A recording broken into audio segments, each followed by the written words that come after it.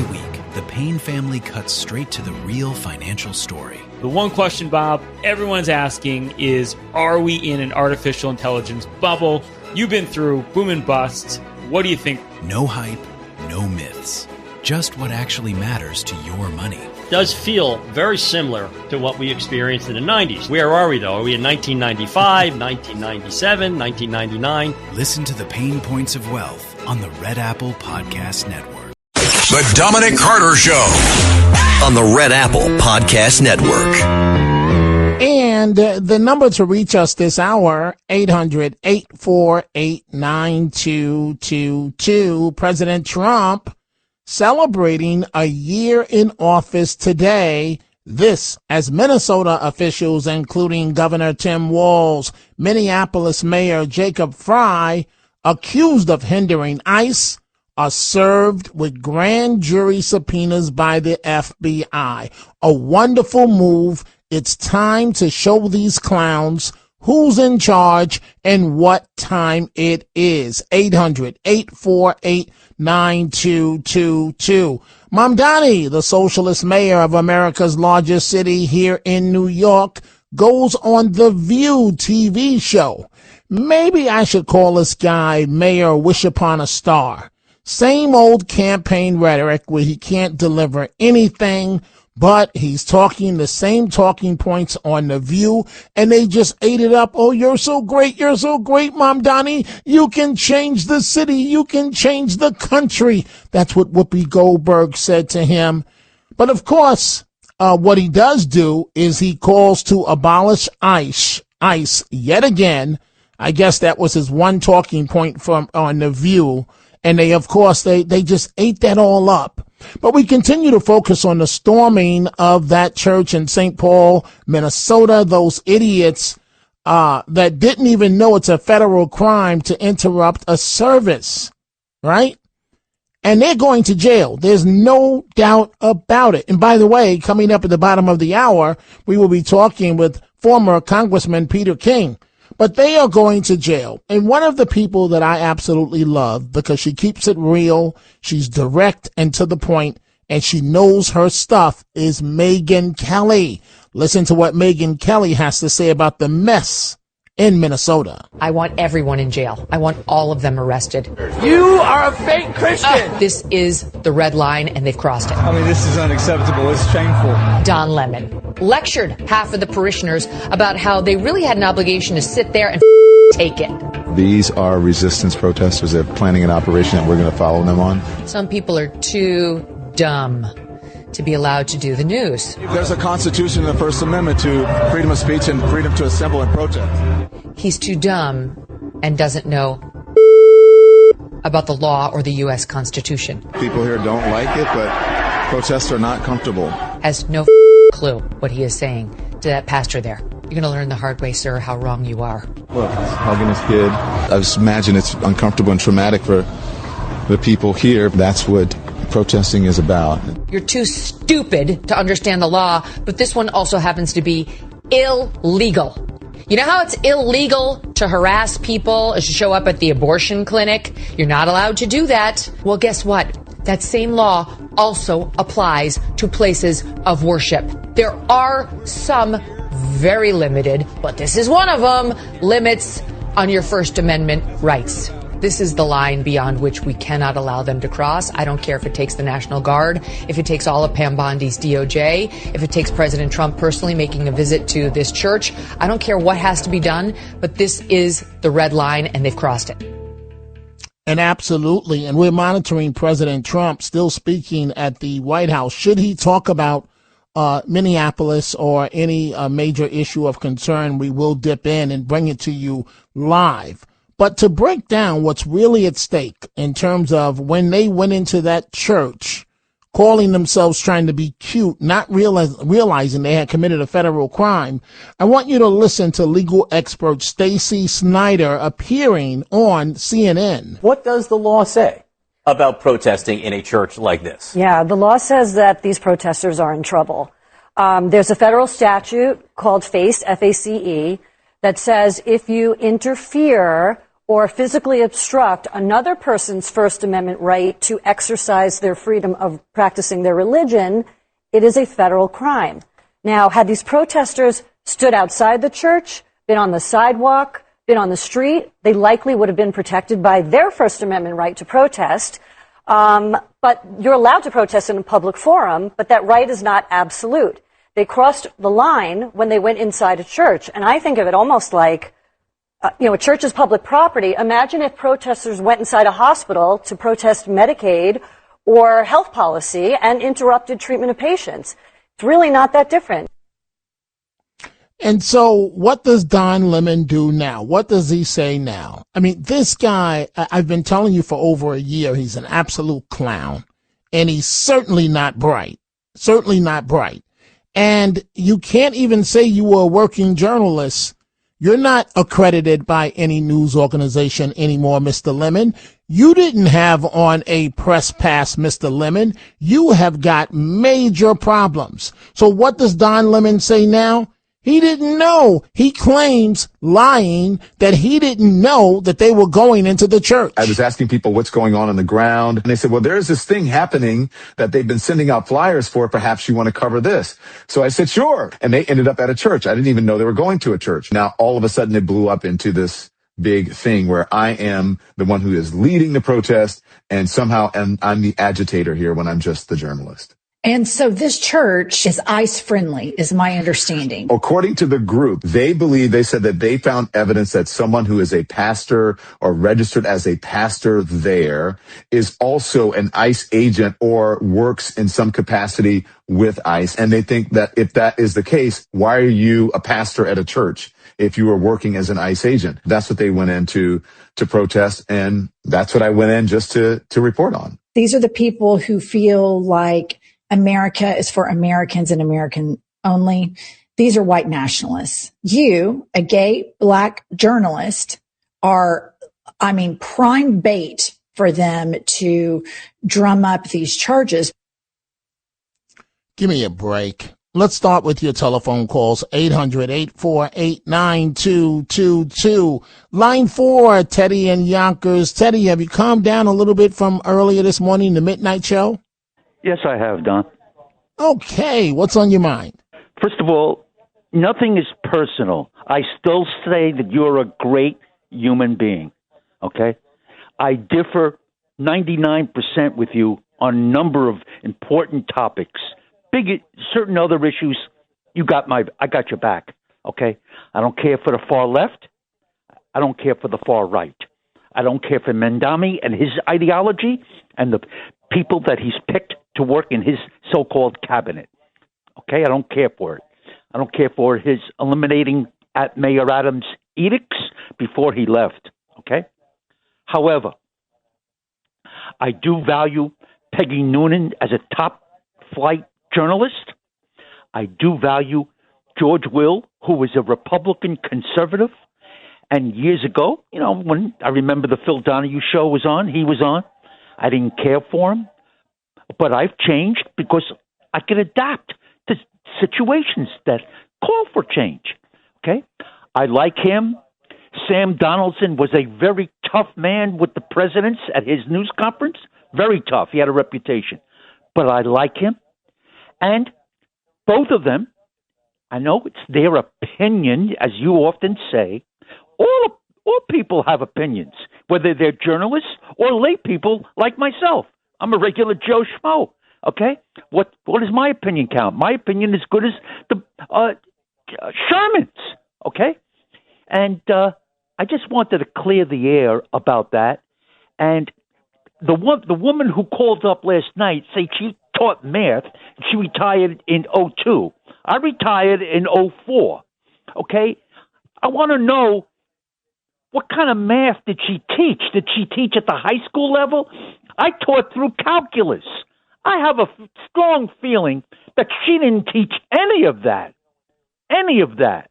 Well, and I don't, her name is Yetta, and I don't know how any of that is relevant to the conversation, but I have a question for you. Why do you hate and despise President Trump so much? Dom, that's a damn good question. That's a darn good question. Dom, it has to do with character. Let me explain to you what I mean, because I don't want to hog the phone. Okay? Every time he's such a narcissist. Look what I've done. Look what I've done already. No president ever has done this. No president has ever done that. Talks about Biden every single day. I got people in my building said to me, Teddy, every single day, even though I like the guy, well, he doesn't have to keep on talking about Biden every single Teddy, darn day. Biden was an absolute disaster for America. Trump is forced to clean up all of the mess that Biden left for the country. No one knew that Biden was ill, okay? No one knew, Dom. I didn't know, okay? That has nothing to do with his policies. That has nothing to do with his policies that he put Kamala Harris on number 2 on his ticket solely because she was a black woman to get elected. She's completely incompetent, and so was he, for that matter. And, Dom, he messed up the migrant situation. No doubt. 100% in agreement with you. But you see, Dom, here's the thing. This is the difference between myself and a lot of your callers, and including yourself. Okay? You say often, I remember this quote by you. It wasn't one of his best moments. It wasn't one of his best moments. Dom, to me, that's not showing hard criticism. Okay? That's my opinion. That is not okay, showing but Teddy, what do you want me to say about our president? I think he's the greatest thing to hit this country. I think that President Trump will go down in history as the greatest president of America ever. I love his policies. I love that he doesn't take any nonsense. I love that he'll put you in check in a New York minute. It's exactly what we needed. Sometimes you have to have a bull in the china shop to clean stuff up. Teddy, I don't care about his personality. I don't care what he tweets. All I care about is he gets the job done, and he's putting these migrants, these illegals, in deep check. Notice how that's not as much a problem anymore? True. Okay, true. I can't deny that. I just want him to see I want to know how he's going to handle Putin. In the meantime, more raids take place by Russian drones and more killings, okay, in apartment buildings, and nothing has stopped. And all the editorials that I read by people who know much more than me, have much more expertise in this field than me, saying that Putin is conning people. He doesn't want peace. Okay, he wants all of Ukraine and then other parts of Eastern Europe. Let's see what happens there, Dom, and then Trump's legacy will drop like a fly in a net. And okay, well, Teddy, thank you for the call. That's a lot for me to chew on. That's not going to be his legacy. I've got to take a break, though. We are coming right back. Every week, the Payne family cuts straight to the real financial story. The one question, Bob, everyone's asking is, are we in an artificial intelligence bubble? You've been through boom and bust. What do you think? No hype, no myths. Just what actually matters to your money. Does feel very similar to what we experienced in the 90s. Where are we, though? Are we in 1995, 1997, 1999? Listen to the Pain Points of Wealth on the Red Apple Podcast Network. The Dominic Carter Show. Entertaining and informative on the Red Apple Podcast Network. And back to the phones we go. Tanya, line 2, Rockville Center. Tanya, what's on your mind? Hey, Dominic, how are you? I'm great. I hope you're well. Happy New Year. It's the first time I'm calling in since the New Year. Okay, what's on your mind? All right.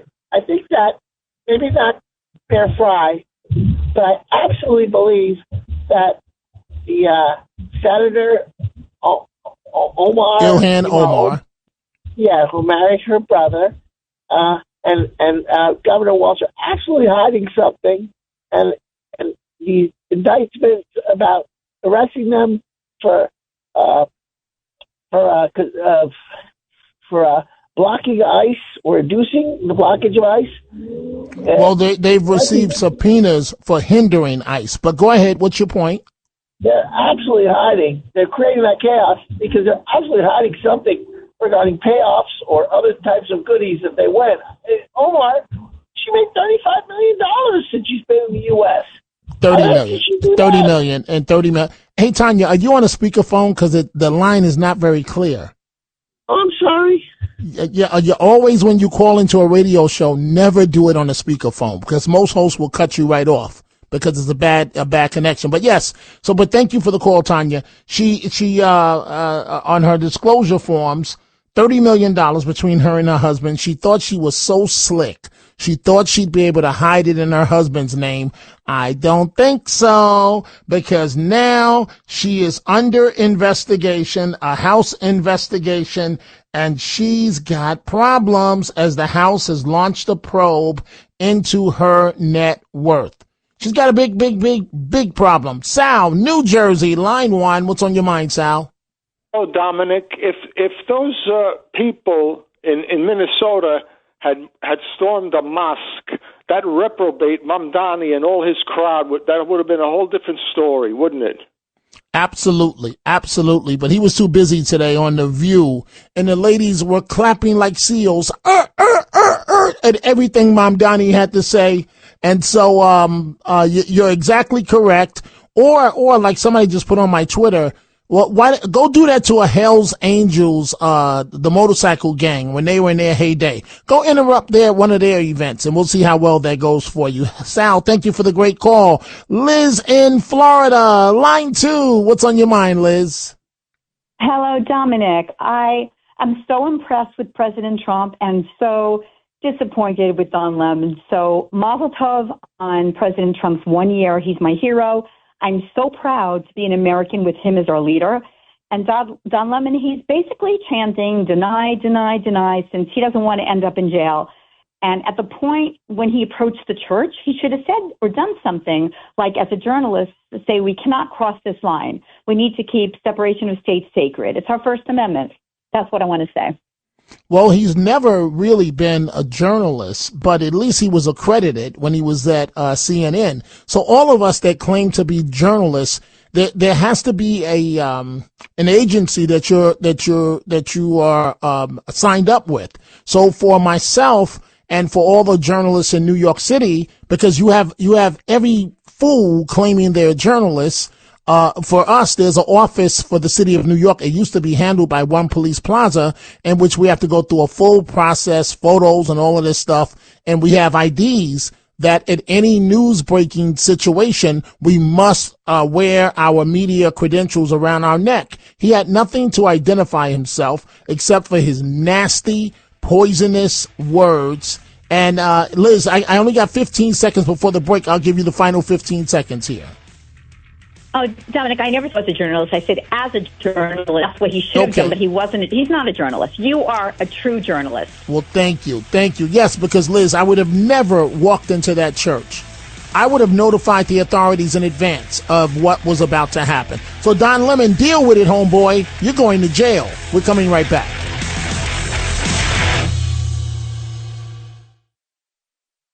Well, the holidays have come and gone once again, but if you've forgotten to get that special someone in your life a gift, well, Mint Mobile is extending their holiday offer of half off unlimited wireless. So here's the idea. You get it now. You call it an early present for next year. What do you have to lose? Give it a try at mintmobile.com/switch. Limited time, 50% off regular price for new customers. Upfront payment required. $45 for 3 months, $90 for 6 months, or $180 for 12-month plan. Taxes and fees extra. Speeds may slow after 50 gigabytes per month when network is busy. See terms. The Dominic Carter Show. Entertaining and informative on the Red Apple Podcast Network. In a few minutes, we're going back to your telephone calls. If you're trying to reach us, folks, just hit redial in a minute or two. We're going to take Lisa in Queens, Judith in Brooklyn. A number of you want to respond to Teddy. So we'll do that. But first, a great honor for me to bring in former Congressman Peter King. Congressman, how are you? Dominic, I am doing great. How are you doing? I'm doing fantastic. It's always great when I get to chat with you because you're like an an encyclopedia for me, a book of knowledge. I gotta hold up for a second. A woman wants to say hello to you. Hi, Dominic. This is Rosemary. Hello. How are you? I'm great talking to you. You're going to get us in trouble with the Congress. That's enough. That's enough of that going on. What a delight to hear from your wife. Congressman, you know I love you, but you know your wife. I mean, no offense, Congressman. You know that she's kind of the better half. I mean, she's just so pleasant and so nice every time I see her. So basically, you're saying she married down. And I married up. Okay, I'll go with that. It's so nice to hear from her. Wow, that just really, really made my day. And thank you for that, Congressman. So many things that I want to talk to you about. I always enjoy doing so. First, I want you to listen to this. It's a good day in America, right? So President Trump celebrating his first year in office, second term, today. But before we get to that, the House has started an investigation into Ilhan Omar's net worth. I want you to listen to this from the Fox News channel. Woman Ilhan Omar's net worth went up nearly $30 million. The question is how? Here's what we know. Omar's husband, a former political consultant, owns a venture capital firm based in Washington, D.C. and a winery in California. Take a look at these numbers. In 2023, Omar disclosed a maximum of $50,000 in assets at the winery. The next year, Dana, that number increased to $5 million. Meanwhile, her husband's company, Rose Lake Capital, reported a maximum of $1,000 in assets in 2023. The next year, it was $25 million. Despite that, Omar denied being a millionaire earlier this year, posting on X, quote, "I barely have thousands, let alone millions." House Oversight Committee Chairman James Comer tells Fox News an investigation is underway, writing, quote, "The committee is working on addressing ethics concerns regarding Representative Omar and her spouse, and we hope to have an update soon." But Omar says she's being targeted. Ever since I've gotten to Congress, they have been doing these sort of weird ethics investigations. None of them have yielded anything because I have been as transparent as I can be. Of course, others see it differently. Elon Musk says Omar committed fraud, while President Donald Trump posted on Truth Social, quote, "She should be in jail or even a worse punishment, sent back to Somalia." Omar authored the Meals Act in 2020, which loosened oversight on food programs during COVID. Federal prosecutors say one of those programs, Feeding Our Future, stole $250 million through fake meal sites. So, Congressman Peter King, does it sound like she has something to worry about? Please tell me yes. I'm sure she does. And listen, I have no knowledge of those particular facts. It certainly sounds bad. It looks bad. But I will say this. She was one of the most disreputable, disgraceful, disgusting human beings I ever met. I would always believe the worst about her, and let it be proven in a court of law. But right now, my opinion is you can't ask for anybody worse than Omar. She doesn't belong to, doesn't deserve to be in the Congress at all. The only place I would disagree with Donald Trump is he goes, send them back to Somalia. Somalia is bad. Are they that bad? They have to get her back? I mean, that'll really ruin the country forever. No one deserves to have her. I'm kidding about that. I mean, she's just a terrible person. And here she came here as a refugee. We literally gave her refuge. She gets elected to the United States Congress, and all she does is attack the Congress, attack the people, attack the country. She's anti-Semitic. She's just a horrible human being. Absolutely. Dominic, that was all off the record. Hey, Congressman King. So, yeah. Minnesota officials, including Governor Walz, Mayor Jacob Frey, they're being accused of hindering ICE. They were served with grand jury subpoenas by the FBI. Should they be concerned? I think they should be. And I'm saying this again, the legalities have to be worked out in the court of law. But having said this, morally, they are totally wrong here. Whether you agree with them or not, ICE is carrying out a lawful operation at the direction of the United States government. It is whether or not you agree with that. If you're a local official, you cannot be impeding that investigation in any way. Like, for instance, they talk about the poor woman who was shot in Minnesota, in Minneapolis. Well, the fact is, if the police have been providing the security that they should be, if the mayor had been not encouraging people to come out in the streets, if the governor was not encouraging people to come out in the streets, those things wouldn't have happened. We have, for instance, Nassau County, we have demonstrations all the time. Our police cooperate with ICE. And the fact is the demonstrations are kept under control, and ICE does its job, the police do their job. But if you're encouraging that type, to me, whether legally it adds up to insurrection, to me, morally it's insurrection. It's going against your own government, and it's putting innocent people at risk. So they should be very worried, because if I were in their position, I would not want to have the grand jury going through everything I've said, which to me could directly be leading to violence. We have freedom of speech, we have freedom of assembly. You don't have the right to shout fire in a crowded theater, and you don't have the right to impede lawful investigations, to stand in the way of federal law enforcement. The last people who did that were the Southern governors during the 1950s, George Wallace, Orville Forbes, and they were the ones who were resisting federal law enforcement. All the liberals thought how horrible it was. But now somehow it's considered patriotic when the mayor of Minneapolis and the governor of Minnesota tries to stand in the way. And then at the end they tell you how terrible it is. This is an invasion. They're occupying us. Get out there in the street, but don't do anything wrong. Well, what do you think is going to happen when you flood the streets with people? And in many cases, the police are giving them basically stand-down orders. So, Congressman King, the situation at the church in St. Paul, Don Lemon, Clown and company, those folks have got some serious legal problems, correct? Yeah, more so than in the past, because a recent legislation makes it a federal offense when you interfere with religious service. Now, again, I don't have all the details of that law, but I do know that was one of the key provisions in the law, which was to provide basically not sanctuary city for criminals, but to provide sanctuary in churches. People have the right to observe and to pray and to worship the God of their choice, and not to have it violently interrupted for political reasons. So I think that the federal government has a real role to play there.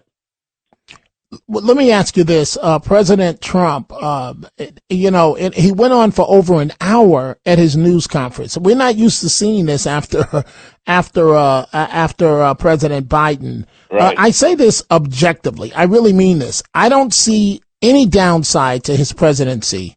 Certainly not term number 2. The man is on fire in terms of his accomplishments in delivering for the American people. How would you assess year 1?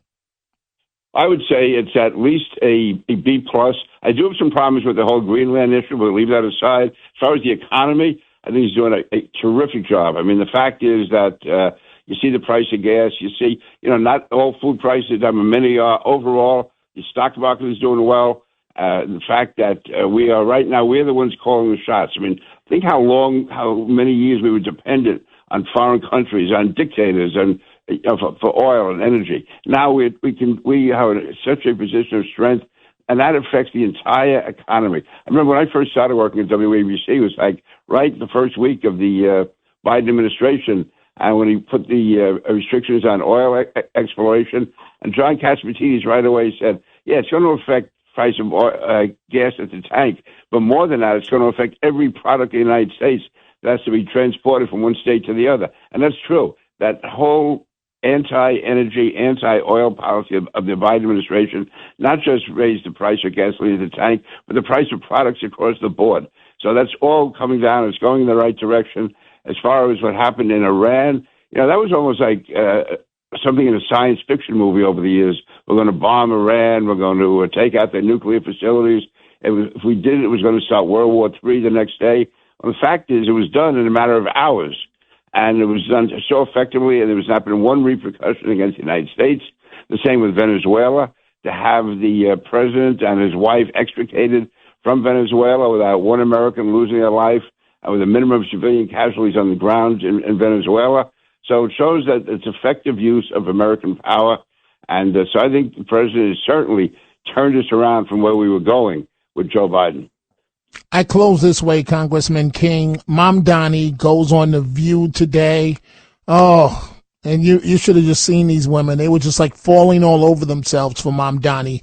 And he was eating up every second. So he went on to say he wants to see ICE abolished.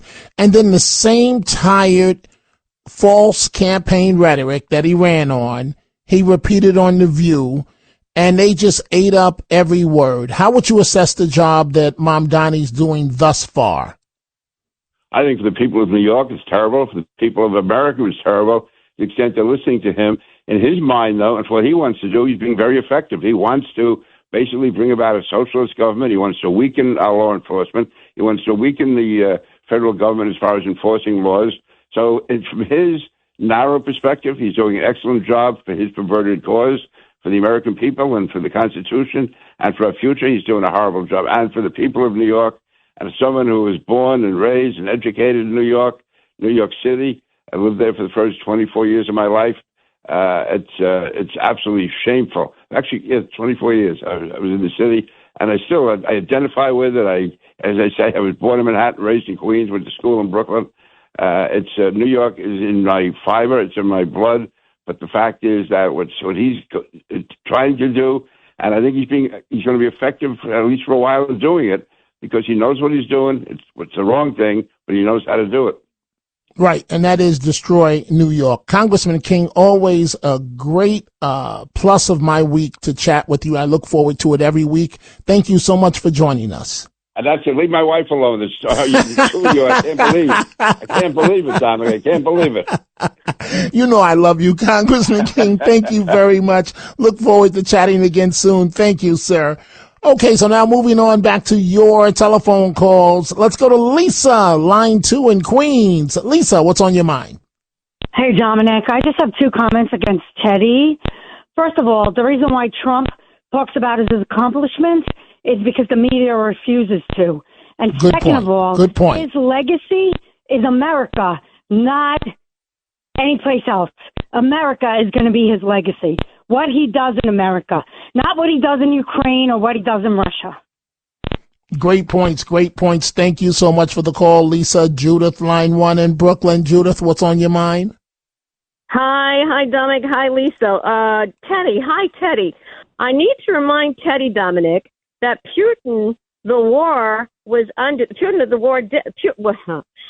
that Putin created and started was under Joe Biden's watch, okay, not Trump. Trump inherited. And, if you remember, Joe Biden practically gave permission for Putin to take a bit of Ukraine, all right, if you remember that. So that's number 1. 2, Teddy, President Trump has to speak about all the great things he has done because of people like you, Teddy, because you will never acknowledge anything positive, nothing. That's why he has to be his own PR person or straighten out all the lies that people are always smearing and about him. And another thing, Teddy, President Trump, he's never going to disclose the intelligence information with you, Teddy, okay?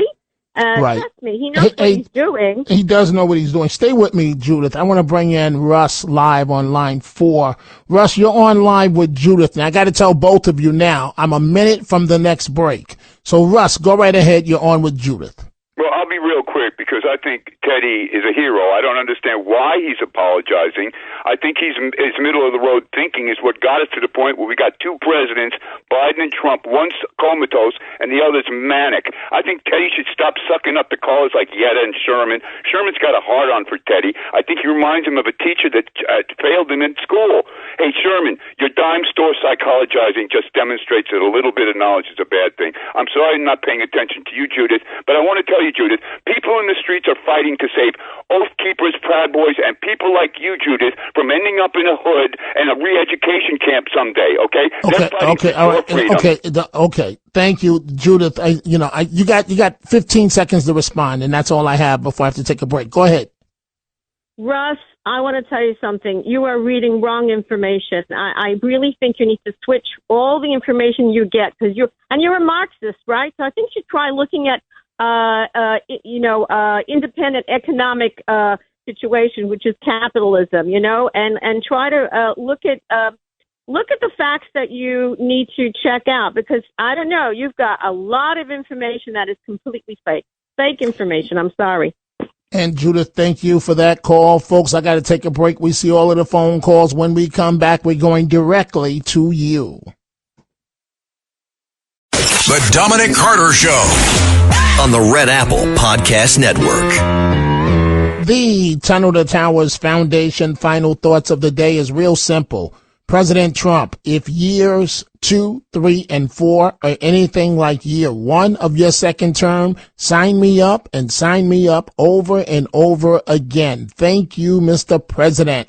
Line 2, Gracie in Rockland County. Gracie, what's on your mind? What's on my mind is this. I'd like to know if I'm a right-wing extremist. What does that mean? Now, Teddy didn't explain what it was. Russ said something about the Proud Boys. I don't know if he said something about militia. Well, I'd like to know where they are. If where are they? They could go to Minneapolis, and if they were there, they're not going there. There are no. I do not believe they want to equate the people on the right that we are right-wing extremists. I am not a right-wing extremist. I am looking at this country, and I am seeing it is for the better. And why shouldn't he be egotistical, our president? He achieved the presidency, a businessman, a television mogul. I too would be bragging. I brag a lot. Teddy brags that he's a good teacher. So we brag of our initiatives. And also, maybe if the press was a little more balanced and said everything Trump is doing that is really helping this country, he's certainly helping my pocketbook, my dears, just with the gas and investments. I'm supporting him for that reason. Why shouldn't he brag what he's doing? He's doing a wonderful job for these countries and for our country. And Europe are a bunch of losers now. They really are. We're going to worry that they don't like him. I'm not worried about that. I'm not worried about that either. Begging can in their hand when things get worse. And that's what I have to say, Dominic. Gracie, thank you for the great call. Every president brags about their agenda and their accomplishments. Thank you, Gracie. Line 5, Hoboken Mary. How are you, young lady? Can I just change the subject just a little bit? Go ahead. I was so happy to see you and your wife and your son on Saturday. I met 3 people there, Dominic, and I'm going to meet them again in Nutley on Thursday. We're going out for lunch. But wow, look at that. So you made some new friends. New friends, Dominic. I got 1,000 friends. Yeah, I keep making friends. Hey, Mary, how far is Hoboken from Nutley? Oh, my God, 20 minutes, 25 minutes. That's all. Because my daughter lived there for 15 years. But, Dominic, what I wanted, and I told your son, Dominic, I said, tell your father, if you ever come to Hoboken, give me a call. I got a restaurant, Dominic, that has free parking, bring your own booze, and delicious Italian brick oven pizza. Wow. And, yeah. So wait a minute, Hoboken Mary. It was snowing on Saturday. I know you were in a vehicle, but did you drive yourself? Yeah, I did drive myself, and that's why I was a little late, because my daughter was upset that I was going, and I said, no, I got to go, and I did get there, but then I parked in the wrong spot, and that guy Kevin, who called you yesterday, that guy Kevin, I'm meeting him and his wife on Thursday, and that nice woman Barbara that I was sitting next to. And Dominic, what nice people were there that day. But just like last year, Dominic, when you did your book, I met people there that I'm still friendly with, Dominic. From your book signing. Well, you know what? Year. You're just the absolute best, Hoboken Mary. And there's a reason why people gravitate to you, because people are not stupid. And via instincts, they can tell when somebody's the real deal, and you are as real gets. But I want your genes. I want to be able to stay like you mentally and look like you. You know, I mean, you're in your 80s. I know. Yeah, it's okay. I'm going to be 87 in June, and I'm very happy to be there. And I'll be going to Florida next week, and just to see my son. But we'll have fun. I had to say hello. Have fun with your son. And Hoboken Mary, folks, she's a little hottie. Woo! America's heroes need your help. Donate $11 a month and consider making an even greater impact by donating a vehicle or land. Go to T2T.org. I'm back at midnight. Thanks for listening to The Dominic Carter Show. You can hear The Dominic Carter Show weekdays at 3 p.m. and Monday through Thursday at midnight and Sunday starting at 11 p.m. on 77 WABC. If you like the podcast, share it with your friends and listen anytime at WABCRadio.com and download the WABC Radio app. Hit that subscribe button on all major podcast platforms. Plus, follow WABC on social on Instagram, TikTok, Facebook, and X. See you next time for a new episode so you never have to wonder. What the heck is going on here? Every week, the Payne family cuts straight to the real financial story. The one question, Bob, everyone's asking is, are we in an artificial intelligence bubble? You've been through boom and bust. What do you think? No hype, no myths. Just what actually matters to your money. Does feel very similar to what we experienced in the 90s. Where are we, though? Are we in 1995, 1997, 1999? Listen to the Pain Points of Wealth on the Red Apple Podcast Network.